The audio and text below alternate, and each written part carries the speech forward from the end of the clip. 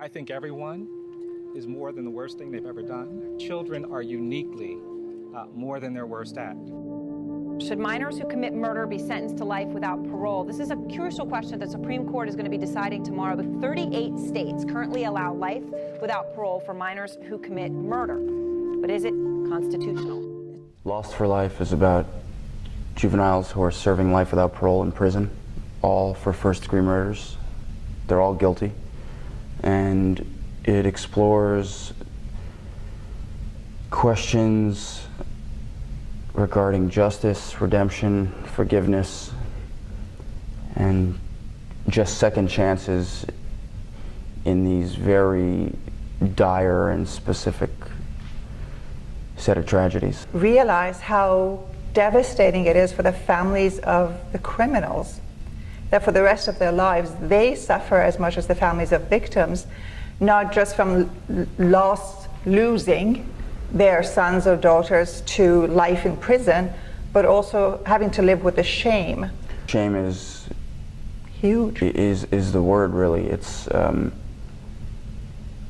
we would often say when we were in the editing room that everybody is a victim. Not always the offender, but oftentimes the offenders were victimized by somebody else, usually an adult, long before they committed their act of violence and killed somebody. But yeah, maybe the deepest and most upsetting pain that I came across was that of the offender's family members, because they just asked themselves, am I to blame? What could I have done differently?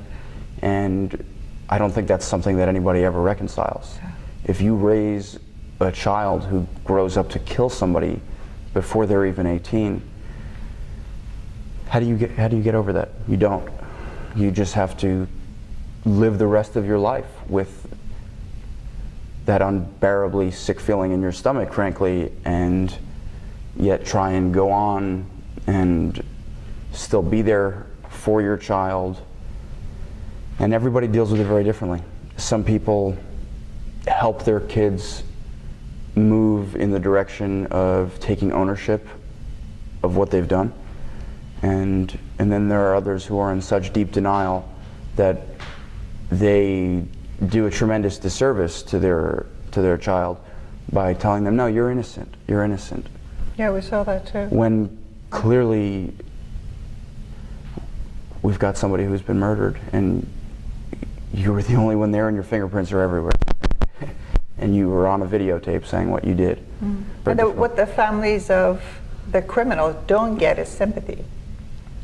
If not the blame from the community at large, True. They don't get any sympathy, so there's no comfort for them at all. No, and it's, and I haven't made a film that tells you, oh, we should feel sympathy for this side. No, I didn't think that. It was very balanced. No, that's what I mean. And that's what I tried to do. It was I just met all these people who, they've all been living a nightmare, and yet they still go on, and some of them have reached such a level of their own evolution as individuals that they've found forgiveness in their hearts for somebody who murdered their own child. And some of these juvenile lifers have really evolved as people, and they are no longer the sick and frankly deranged 15-year-old that they were. And then there are some who haven't, and I came across the full spectrum during the 4.5 years of making the movie. I'd grab a handful of juvenile lifers, so to speak, that I would come across, and they were all in very different phases of their adulthood now.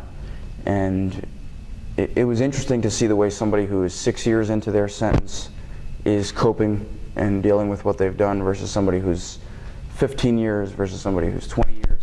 To see people who have changed, and it's really terrifying to see people who are nowhere near it. Right. The way you described life in prison for the first decade, that these kids, criminal kids, but kids, teenagers, are taken and put into tiny cement prisons for up to a decade. It can be It's not always. Sometimes they'll be 17 years old, right, and they are out there with the general population. Okay. And people would like you to believe that that doesn't happen until they are legally adults, but that's just not true. Right. But oftentimes you get a kid who's 15, 16, 17 years old. It's a scrawny little 15, 16, 17-year-old kid. They're not going to put him with or her with the general population, so they'll put them in solitary confinement until they're physically fit enough to handle themselves. Yeah. And oftentimes that individual will remain in solitary confinement. That's 23-hour-a-day lockdown for upwards of a decade. And Jacob Eind of Colorado, who is in the film, he's now 35 years old. He was horrifically abused, sexually, physically, psychologically, every way under the sun. He suffered it at the hands of his mother and stepfather from the time he was 4 and 5 years old. And then finally, right when he turned 15, he snapped after years of trying to get help and nobody coming to his aid. He shot them both. He killed them. And the first 8 years of his incarceration was in solitary confinement. And it's almost like hearing about a kid who went to college, they did a semester abroad, they went to grad school. That is how he tells it. He came of age in a cement box for 8 years. That's where he found himself. That's where he discovered what kind of person he did and didn't want to be. That's where he educated himself. That's where he made the decision to try and become a more empathetic person and assume full responsibility for what he did. It took probably close to a decade before I could have the strength to stop and say, no, my fault. I would say about 20 years after that incident, I began to try to put a plan in motion to try to help people, starting with the people that I was around. You know, I didn't have to reach out to the free world. There was a bunch of gangbangers in prison, you know, so I reached out to them, let them know, you know, hey, you know, there is a better life to live for you. About education. Yeah. You said because they're lifers, they're in prison for life. Right. They're the first people for whom any sort of education, entertainment, any type of effort is put to. In terms of investment. They're at the bottom of the list. Bottom of the list. Yeah. So if there are any cuts. If you're serving life without parole, the system is set up in such a way that it says, why would we bother allowing you to take X, Y, and Z classes? You're never getting out. You're never going to contribute to society. So we're going to let the people who have 5, 10, 20-year sentences take these courses, learn a trade, you know, take an English class, and we're just going to let you rot. Pretty much, yeah. At a very costly price, because I mean, keeping up these supermax prisons is enormously expensive. Oh, I mean, they're cottage industries unto themselves. Yes. You drive up to one of these places, and it is beyond a palatial estate. You know, it's a scary-looking one. A lot of them are privately run. Yeah, there are a lot of private prisons. There are state prisons. You know, it's a different vibe when you walk into the different ones. But how many have you visited? Did you visit? Oh God. During the 4.5 years that you were working on the project. Probably 3 or 4 in Colorado, 4 in Florida, 1 in Louisiana, 2 in Idaho. I feel like I'm probably even forgetting some. Close to 10. And you interviewed how many? Throughout the years, probably about 10 juvenile lifers, and then settled on 4 main stories. You talked after the screening of the film during the Q&A that the story that struck you, which inspired you to make a docu about this, isn't even included. It was about a girl. Can you tell us about Sure. It was October 10th, 2008. I was at a friend's birthday party in Los Angeles. That's where I live now. And her parents were in town from a small town in Florida. Her father's a judge there. He's been on the bench for over 30 years. So I just spent the night asking him questions about his career. And he had a bunch of fascinating stories. And at one point I just asked him what cases and trials have really just haunted him and stuck with him throughout the years. And he told me about a 15-year-old girl who shot a cab driver in the back of the head, killing him, who was sentenced to life without parole.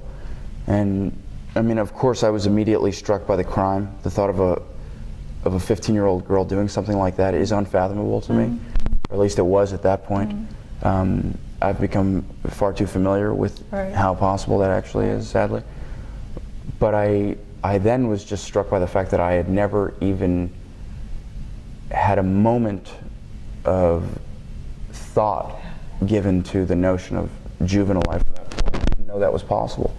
And so I reached out to her, I reached out to her attorney. Her attorney told me about the over 2,500 individuals currently incarcerated in the country who have been serving since they were juveniles, life without parole. And so that was it. I mean, I got a handful of credit cards and I started shooting. I got to meet Ted Leonsis and Rick Allen. Right, your producers. My producers on the film. Right. Snag Films is their distribution company. They got it.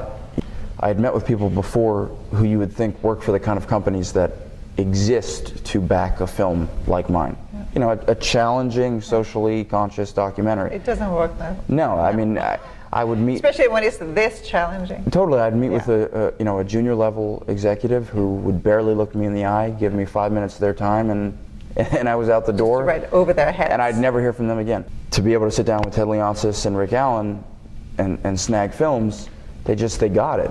They got it. They weren't afraid, and they understood that if they didn't come and step up for this story, no one would. Mark Jonathan Harris, who's a 3-time Oscar winner, he's one of our producers, who's been an incredible mentor to me, really taught me how to find a story when you're making a documentary. Because at a certain point, for me, especially as a first-time doc maker, I couldn't see the forest from the trees, and he was just able to, be that calming force and just say, no, man, it's all there. I get lost in my stories all the time. Right. My editor tells me to go on vacation for 2 weeks and come back, and we just sifted through. And my editor, Jason Rosenfield, who was extraordinary, and he's done a bunch of stuff for HBO over the years, and he's an Emmy-winning editor and producer. Very graceful editing.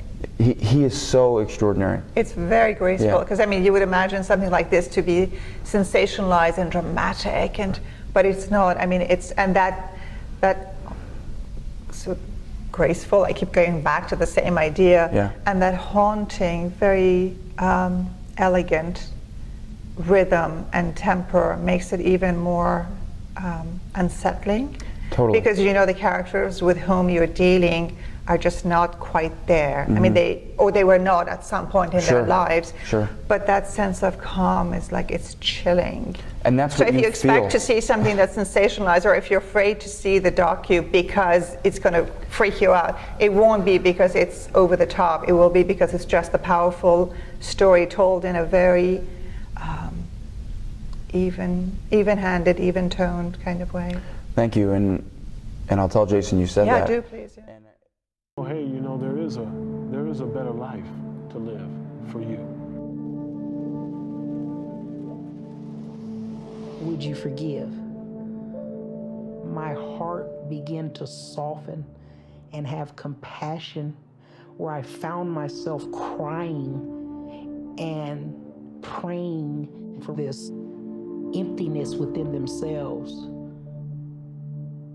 This could actually be my very own son. My surviving son was, at this time, 16 and 17, and this could very well have been him.